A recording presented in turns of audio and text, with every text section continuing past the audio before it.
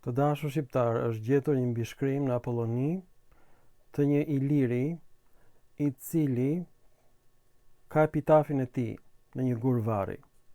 Dhe janë 3 rreshta. Një mik i atë tim ka zbukuruar varrin tim dhe unë vi nga Patraji, që është numri shumës i Patras, dhe banoj në luginën Gylakia. Gylakia është një koloni e themeluar nga Korinthasit me në krye udhëheqësin e tyre Gylax. Pra ilirët ishin Helen në Apolloni. Themeluesit e Apollonis janë banor të Korinthit të quajtur Gylakias. Dhe është mbishkrimi gjetur në Apolloni. Neritan Ceka thot që Apollonia ishte ilire, Byllis ishte ilire, dhe ilirët jetonin në prapatokën e Apollonis.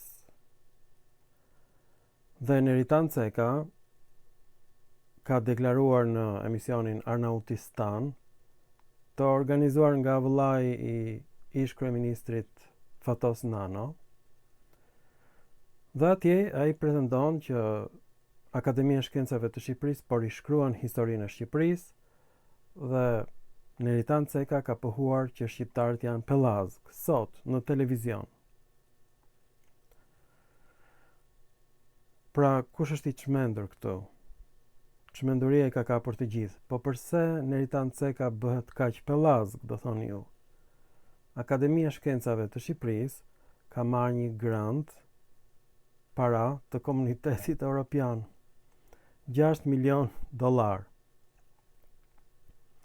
Për $6 milion, Neritan Ceka do na bëjnë edhe kinez. Madje do shikoni në të ardhmen që në qoftë se Japonia paguan Akademisë së Shkencave, do dali që banorët e parë të Ilirisë kanë qenë japonezë. Pra ata që paguajnë në Akademinë e Shkencave, ata bëjnë ligjin.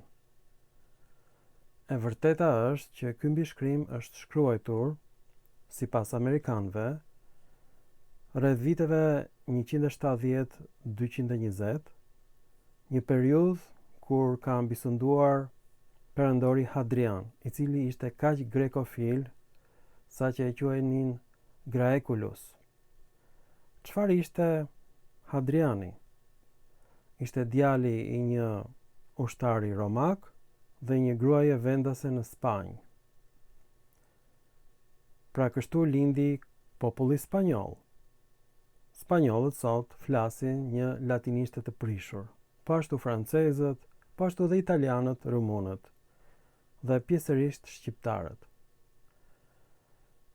Ky njeri, nga që kishte rënjë jo të pastra, sepse konsideroheshin spanjollët jo romak të mirëfillt, bie në dashuri me grekët, me letërsinë greke, dhe ishte pikërisht ai që ngre koloni të tjera të reja në Apolloni, dhe në këtë periudhë është bërë ky mbishkrim.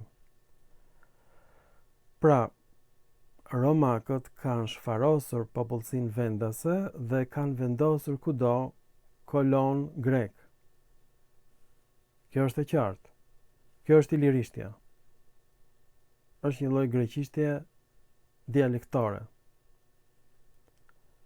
Kudo, në Apolloni, në Dardani, në Dalmaci, në Kroaci, në Thraki, në Maqedoni, kudo vendosen kolon helen dhe shkrimet janë helenisht. Neritan Ceka thot që janë pellazge për shkak të dhuratës së madhe të fondeve europiane për zhvillimin kulturor të Shqipërisë. Dhe Neritan Ceka po rishkruan historinë e Shqipërisë, po i bën mbretëret grek, Piroja është mbretët grek i Epirit. Ai e bën shqiptar Piron. Emri Piros vjen nga Pyros, do thot flak, zjarr, për shkak të flokëve të kuqe të Piros. Kështu thot legjenda. Të gjitha mbishkrimet e Piros janë në greqisht, dhe vetë Piroja është edukuar në oborin Maqedon, në Aleksandri. Nuk flitet fare për shqiptare, kuptoni apo jo? Nuk ekziston kombi shqiptar. Dibranët janë quajtur penest, sklever, fisi më i madh i lirë. Labiatan do të thot buza e organit femëror. Drilon do të thot organ mashkullor. Breuki do të thot vemjet e bretkosës. Fjalët më të ndyra janë përdorur për shqiptarët.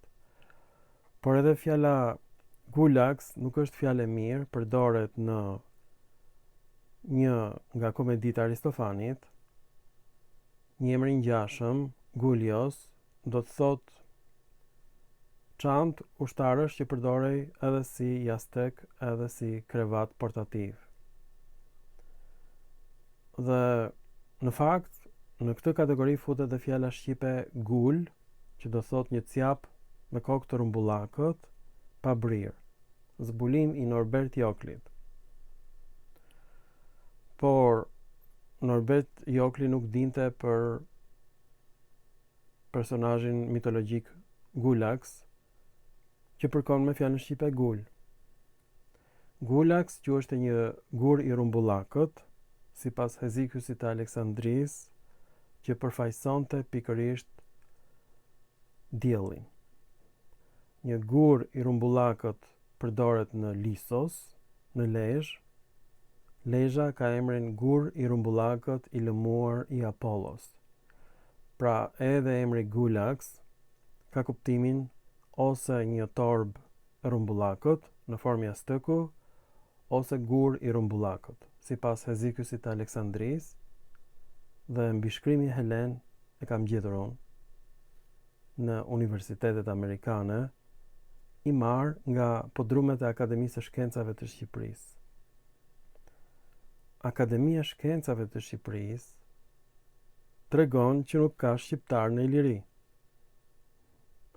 Në podrumet e Akademisë së Shkencave të Shqipërisë mbishkrimet ilire janë 223.000 mbishkrime greke.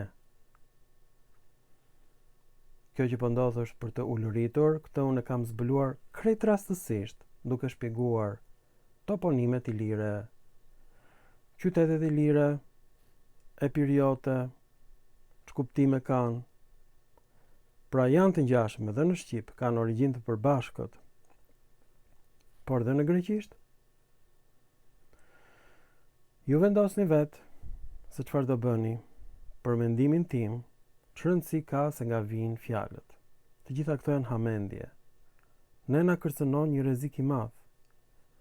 40% e administratës son janë njerëz me origjinë greke ose shqiptar të vetë deklaruar grek. 40% e administratës sot. Nga njëherë heqen veten italianofil, flasin italisht në televizion, ministrët tanë. Por, të gjitha kontratat janë me firma greke. 4 biznese, në çdo 5 biznese në Shqipëri janë greke. Dhe tokat në Shqipëri, nëpërmjet mafias, janë shitur enteve greke, por me emra shqiptar. Gjoja. Por me nga €1 metri katror. Është falas. Në Angli toka nuk shitet, është pronë e mbretërisë, i jepet me qira për 100 vjet në përdorim. Dhe mund ta përsëritësh kontratën prap me qeverinë angleze, por ti nuk mund të blesh tokë në Angli. Kryeministri shqiptar i puth në ballë minoritarët dhe ju dhuron atyre tokën e perandorisë otomane. Më përpara tokë e perandorisë bizantine, më përpara tokë e perandorisë romake. Grekët nuk kanë patur ndonjëherë tokë në Shqipëri. Dhe qytetërimin e Apollonisë e ka ndihmuar pikërisht Hadriani. Ky shkrim në Apolloni, mbishkrimi i një vari, është bërë në bazë të një legjende për Apollonin, që gjoja Apollonia u formua nga kolonist nga Korinthi, me udhëheqësin e tyre Gulaks, që do të thotë çantë rumbullakët për ushtarët. Gulio, si thon çantës së rrumbullakut ku flen ushtarët. Është gjithashtu epitet i Herkulit ose i Heraklesit. Ka dhe kuptimin i riq i rrumbullakut në greqisht. Pra nuk është fjalë shqipe. Në shqip është kokë e rrumbullakut, gul e cjapit. Ka në origjinë të përbashkët. Këtë sugjerim e ka dhënë Jokli, Jon. Unë gjeta perëndin Gulax, sepse kjo është një perëndi, nuk është heroi mirëfillt. Në bazë të kësaj mitologjie, ky grekofil, Hadriani, vendos pikërisht monumente me emrin Gulax në Apolloni. Rreth viteve 200 të erës sonë, gjatë pushtimit romak.